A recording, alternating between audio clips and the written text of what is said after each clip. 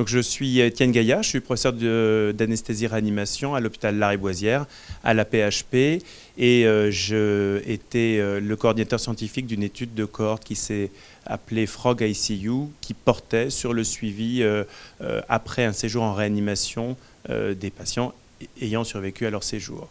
Et j'ai la chance aujourd'hui de présenter une conférence essentielle sur la vie après la réanimation.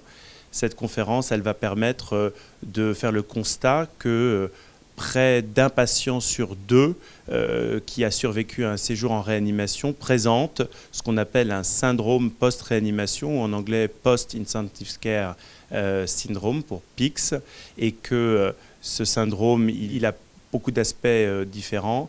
Il peut toucher à la fois à des troubles cognitifs, il peut inclure des troubles psychologiques, d'anxiété, de dépression, de stress post-traumatique, et il a également une composante somatique avec un handicap qui peut persister et peut-être même, et c'est ce que l'on a essayé d'explorer dans Frog ICU, des conséquences cardiovasculaires importantes qui sont des séquelles du séjour en réanimation. Donc une fois qu'on a dit que ces troubles étaient très prévalents, la question se pose de savoir si on a des moyens de lutter et de prévenir ce syndrome post-réanimation. Et ce qu'on constate, c'est que beaucoup d'études ont été conduites avec des résultats pour l'instant plutôt décevants.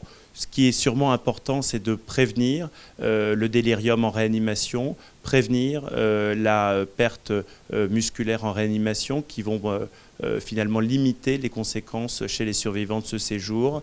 Après, savoir si des programmes de réhabilitation dédiés, des consultations de suivi en post-réanimation sont utiles pour les patients. Aujourd'hui, le débat n'est pas encore complètement tranché. Et puis, sur ce que j'évoquais des conséquences cardiovasculaires, est-ce que l'introduction de médicaments spécifiques en post-réanimation a un intérêt? Là aussi, la question se pose, mais n'est pas tranchée, et nécessitera de conduire des essais qui, j'espère, nous permettront de trouver des moyens d'améliorer le pronostic chez les patients qui ont survécu à leur séjour de réanimation. Je vous remercie.